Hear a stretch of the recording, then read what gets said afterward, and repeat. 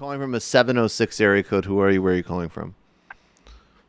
Whoa, damn. This is Adam. I live in Tampa. Hey, Adam. What's going on?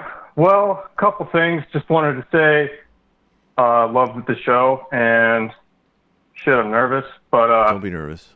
Oh, you guys are awesome, and I kind of wanted to talk about Jordan Peterson for just a second. Sure.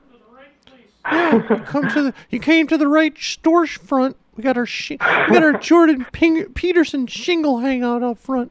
Oh, Jordan Pinker. Maybe we get married. Yeah, Jordan Pinker. Yeah, maybe there's a mix. I don't know. You tell me.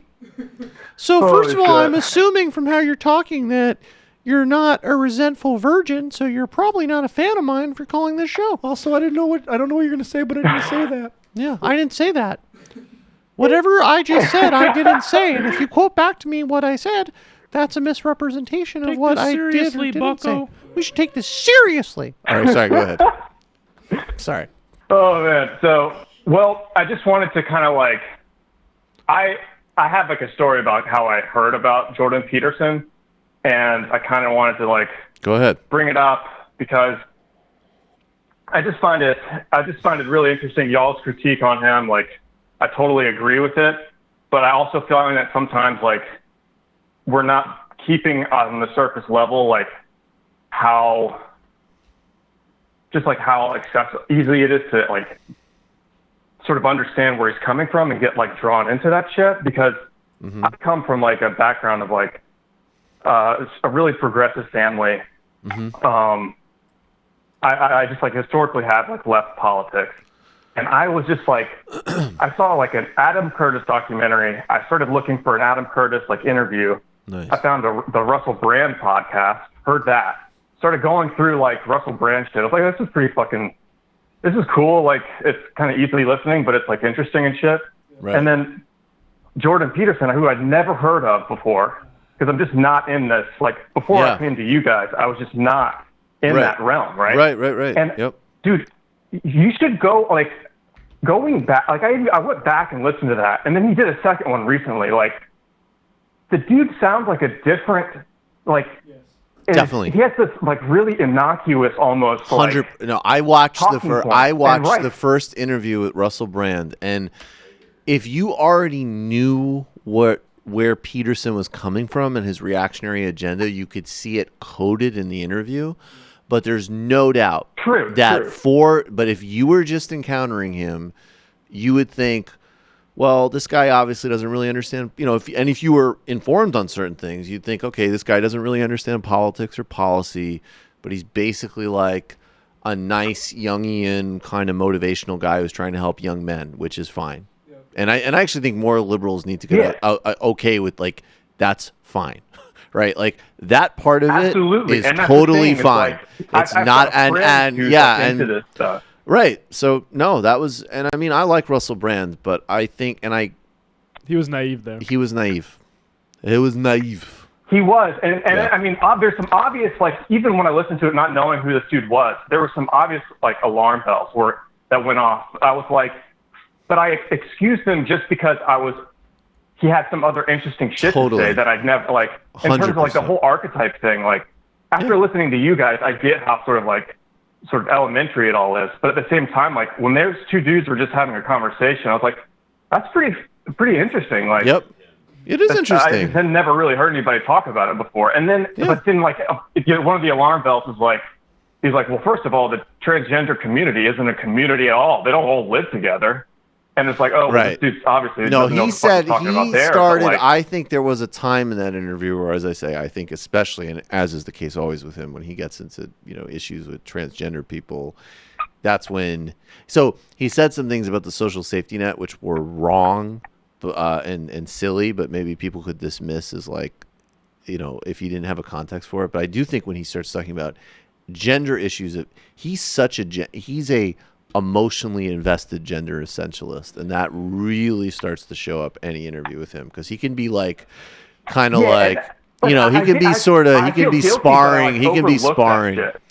be sparring pretty well, and then all of a sudden if somebody brings that stuff up, he'll be like, well, they're not really a community at all, and bitches be trifling. And there are only 2 genders. I mean, the idea. Well, the other stuff to me was so interesting because he does have these things that are obvious truisms, but they're also points that you're not hearing. I think that's another way in which it's a media guy. I agree, and I think that's also another way in which it's like, yes, we got to understand that Jordan Peterson is just a right-wing pundit in many ways.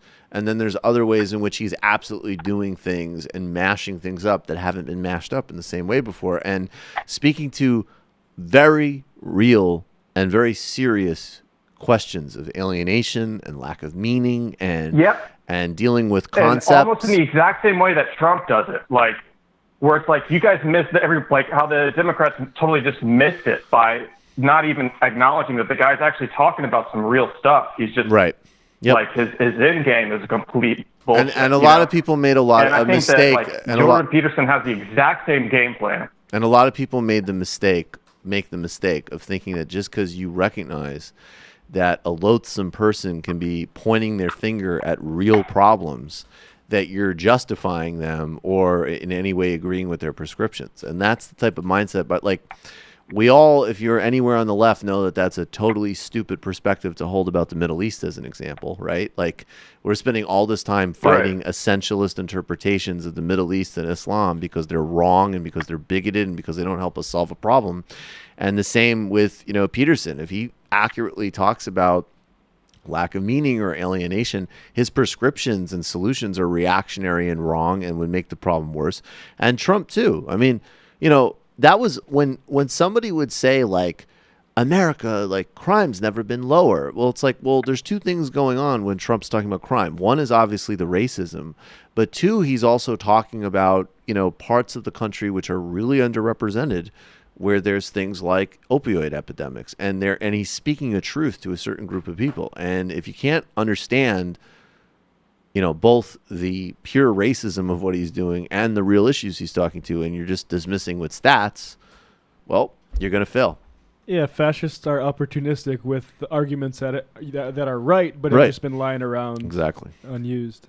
Appreciate the call, man. Thank you. And I will say, it's not with Peterson. I don't think it's definitely even led by the self-help thing. I think he's led by a right-wing project because the trans thing. It started with I agree with saying trans people were the spearhead of like cultural Marxists taking over universities or some shit, right? Like that is nutcase reactionary. That's John Birch shit. He's crazy. Yeah, there was definitely a hole in his philosophy, and Prager and those guys came along. Were like. And Coke Money were like, all right, we can fill this for him.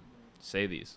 That's totally true. And even where he's more like what's in doing this book, like you look at like people like Scott Atran, who's an anthropologist who does ethnographic research on why people join like ISIS as an example. And he's also looking at why people would join the alt-right now. And of course, there's a lot of very similar reasons. And there is actually some overlapping like middle-class alienation. And it does have problems also that specifically have to do with like, young men and some things that are real and deserve actual policy action and compassion, right? But what's funny is like what all of these people are saying, from like Scott Atran to even like a Robert Putnam bowling alone, is like so many of these problems, even outside of the real policy stuff, or because people are not in communities and are totally alienated from each other.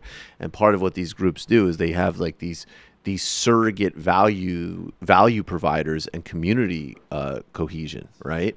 And then Jordan Peterson's saying like, clean your room out of your alienation. Like one should clean their room and one should take care of their body and all that. And that's great if you take that from him. But the fundamental presupposition that you're going to deal with these like really serious alienation problems by doubling down on individual isolation, no. That'll keep the testosterone flowing. Will cleaning your room keep the testosterone flowing? That'll keep the testosterone flowing. Maybe. I don't know about that. I would bet that if Jordan Peterson cited a study claiming that was demonstrated by bonobos or something, I would assume it was wrong. Do you think, Jordan, speaking to the point about him developing this political ideology that seems to have come on so forced at this point, do you think he posts that ant story like a year and a half ago, 2 years ago. Yeah. Maybe not 5 years ago. I think 2 years ago he was already in this. Yeah, I'm not sure quite how familiar, but I bet he better than me. I don't know if he'd be insecure enough about like what socialists were saying, and that might be the difference. Because now it's like now we're in their heads. I think that's true. I think he's been a little bit more. In a way, I have to say Peterson is more admirable than Harris in that regard, because Harris just doubles down on ego, whining, and Ezra Klein's like the Klan, and all of this, his just sort of victimhood and insanity. But Peterson actually totally fails, but attempts to be like, "Oh, I gotcha. There's a robot study. Chalk one up for me." Oh, look at these ants. Look at these ants. Take that. Citing the first paragraph of an ant study I didn't finish to own the libs. That's the thing about reactionaries, right? They react to what is currently happening. So it makes sense that he's reacting to transgender rights and socialism right now. If it were 20 years ago, he'd be reacting to gay people. What else? Yeah, definitely gay people. Even 10 years ago, gay people. And I don't know. Well, he's still reacting to women in the workplace. Yeah. I was going to say women in the workplace, but then I was like, late pass. Yeah. I'm still not giving up on hussies in the workplace. I'm defenseless against that kind of female insanity. I wish I had that as a drop on my phone. I would have loved to play that in so many arguments. It would not have done me any favors in this situation, but it would have been really funny. All right, let's do a little bit more.